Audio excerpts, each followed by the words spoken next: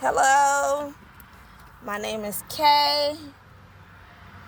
Welcome to my spiritual channel. Today I want to do an update because it's been a minute. Y'all miss me? I missed y'all. Even though I'm like legit talking to myself for right now. I ain't got too many followers. That's fine. That's just fine. I want to talk about a few things. I think in my last video I was talking about some dreams that I had previously had, and I was scared of them. Well, they all came out to be true. God was basically just preparing me for some things. So, if you've been watching the last video talking about the dreams, that they all came out to be true. They all took place. It was weird how they all took place, but they did. So now, I relocated. I'm currently away from my mother in her home. Kids are pretty sad about that. But I mean, hey, sometimes you gotta do what you gotta do. Dismiss yourself from certain things. I love my mom. So, I want to talk about some stuff. I want to talk about generational curses. And I want to talk about generational curses because I kind of felt like I had to break a few. And I think that's where I am now spiritually. I know I may look like I'm doing something. I am. We just pulled up to the park. And mommy needs to relax. So, yeah. I want to talk about generational curses. Okay. For starters, a generational curse is something that is brought on through generations by others or by the family itself. It could be something as simple as just speaking things into existence, or someone plotting evil against you and you believe in it. I think we talked about manifestations, when you say things multiple times and they come true. Give me 1 second.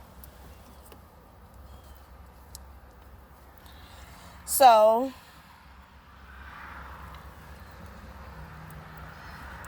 I kind of felt like, I want to say this first. What I'm going to say is not to beat anybody down or to make anybody feel bad. But I kind of felt as though me and my family had a few generational curses with incest and abuse, mental and physical. A lot of other things, but those were the things that stood out the most to me. So recently, I had a dream of my grandmother standing over me. It was my great grandmother, and it kind of spooked me. I'm not gonna lie, because I haven't seen her face in a very long time, and she's deceased. She's been deceased for about maybe 5 or 6 years. Sorry. So, anyhow, I was thinking that possibly she was watching out for me in a sense. And I've been dreaming of this garden, and I know exactly where this garden is. It's not a garden yet. It's just straight grass. All right, and I kind of feel as though God is calling me to go to that garden. I mean, I've been dreaming of this garden for quite some time. So anyhow, not to get too far off because it kind of ties into each other.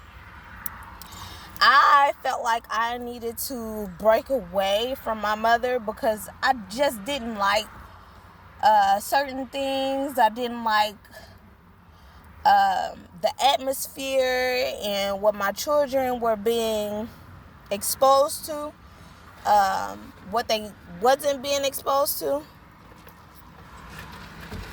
And besides that, I mean, who want to be sleeping on their mama furniture? Who wants to be, technically homeless? It was not pleasant living with my mother as a child or as an adult. As a child, it was very abusive, mentally, physically, emotionally. I used to love going to school because I felt as though I could, release some things. I could be happier, I guess. So I got into a lot of things like cheerleading and basketball, and I ran track. I did a lot of things that kept me away from the house. I was in the band. I played the clarinet. And I wanted to learn to play the piano. My uncle actually played the piano. And I don't think he took me seriously. But as a kid, like, the atmosphere around my aunt and uncles and my grandmothers and everything, it's like they didn't individually love us. Like, they loved us as a group. And it kind of scarred me a little bit because I grew up feeling as though I didn't have love, or I didn't have people who were patient enough to care about me or my children. It was just very unpleasant. I'm going to smoke this real quick. I want to go over there, but I don't want to be disturbed. Anyhow, I basically just wanted to feel love. So when I got out of high school, a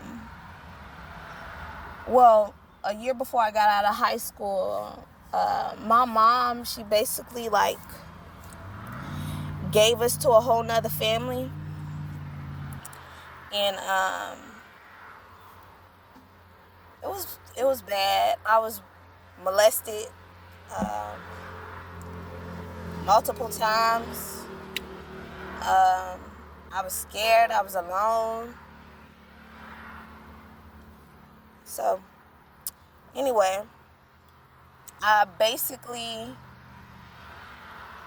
was in a shell. Eventually, my mom popped up and was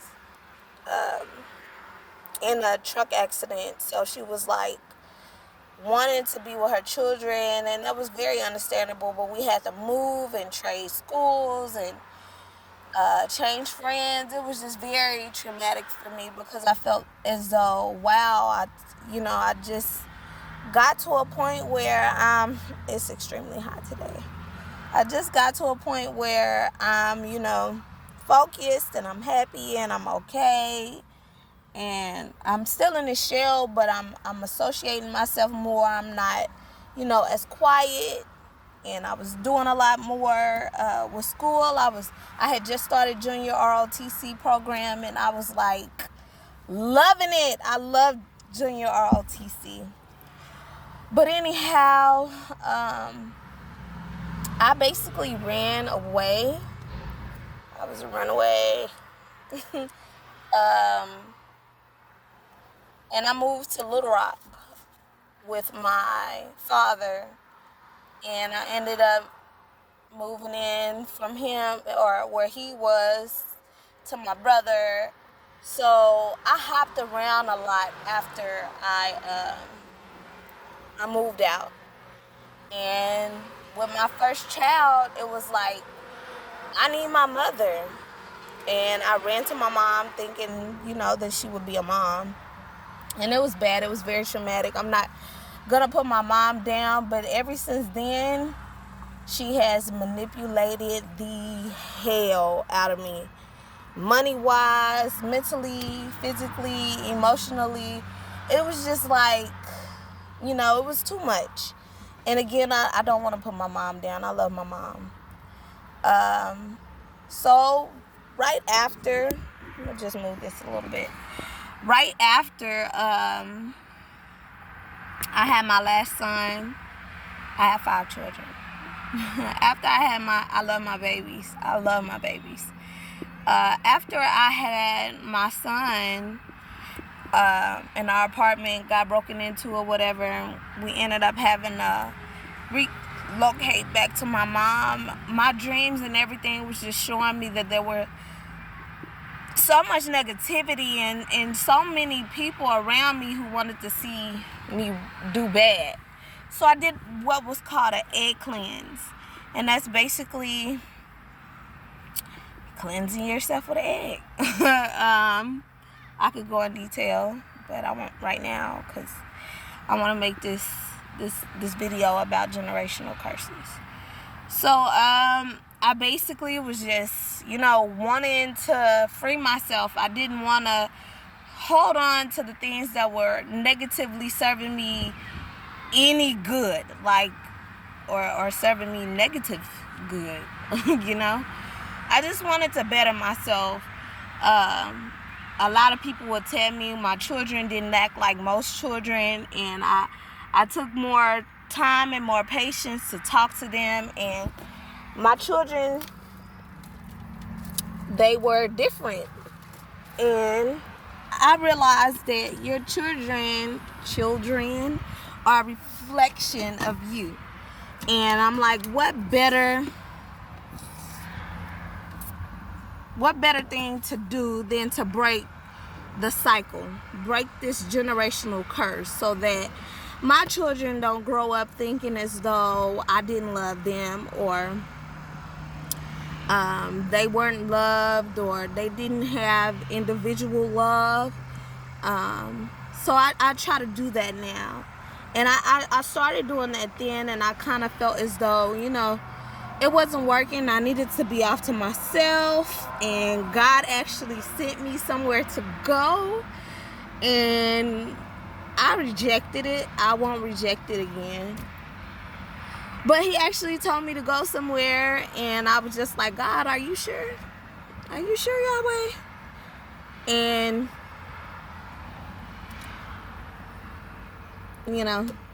I didn't listen. I went my own way, and I ended up here in Tulsa. And since being up here, I'm not going to say it's bad, but I'm not going to say it's good either.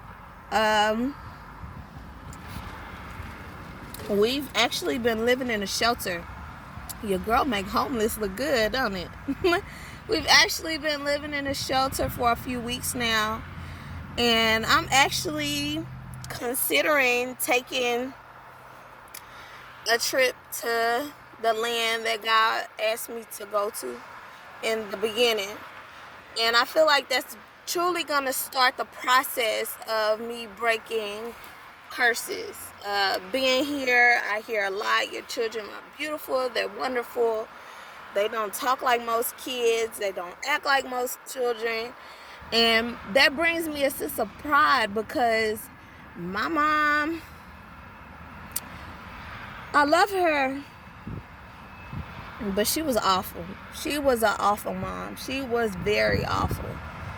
I can't remember the last time I hugged her. I embraced her, and I told her I love her. It's been years. In fact, I know for sure the last time I hugged and embraced her, I was carrying my oldest daughter, and she's 8. She'll be 9 soon. That still bothers me. I haven't kissed my mother since years before. That bothers me, because it's like, you wanna love your mom. You wanna hug your mom. You wanna tell your mom everything is okay.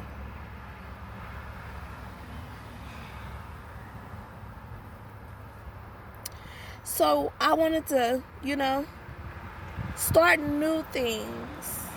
Live a different life, live a better life for me and my children. They bring me so much joy, so much happiness. Their smiles legit it brightens my day. I'm watching them now. I'm looking at them now. I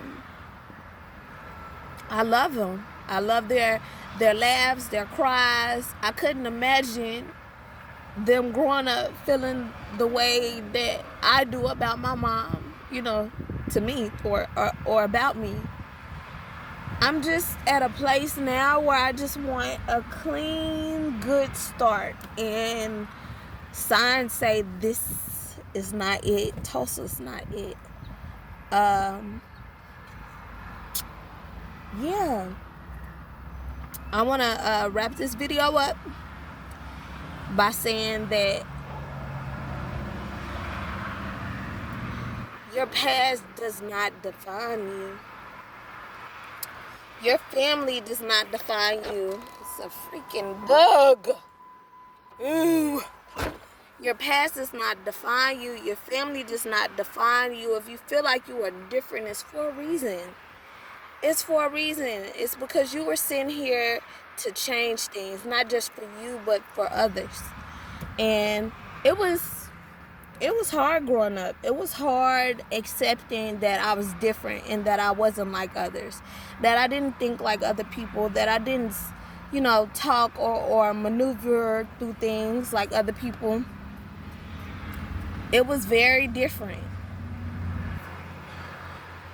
Sorry, my daughter trying to climb up this tree. She looked dead at me like, is Mama watching? Yes, of course I'm watching. You don't have to expect that life is gonna beat you down. You don't have to think that everything is all bad. I mean, look at me. I went from crying and stressed out in a dark place to still not where I want to be, but I'm smiling and I'm happy and I can see a better future, a better future for me and my children. I'm legit honestly happy because everything that I went through, it made me stronger, and you will be too. Now I'm gonna tie this video up by saying I love y'all, I love myself, I love my children, I love life, I love God, I hate bugs. But I'm great. I have news about a few things that I've been doing. I've been selling waist beads, $5.55. I've been doing tarot readings, and I'm getting a lot of little feedback on them. So, if you're interested, my Facebook page is Kay Palmer. And there's like a picture of me like sticking my tongue out right about now. It's like, so yeah, that's on there. I don't have an Instagram. I don't have a Snapchat. I'm very basic, and that's just fine for me. I don't do all that other stuff. You can comment if you want, and we can exchange whatever to try to figure out how you can get some stuff done. But yes, I make waist beads and I make crystal pendants and I do tarot readings, and I'm starting to legit find myself. It's like I was all over the place, and I'm pulling it all in, and I'm adding more things, to better myself and to better my life and my children's life. Well, I'm going to step out and get some good old air and possibly watch my children play and sneak off and go enjoy my little, yeah. So you guys stay sweet, like, share, and comment.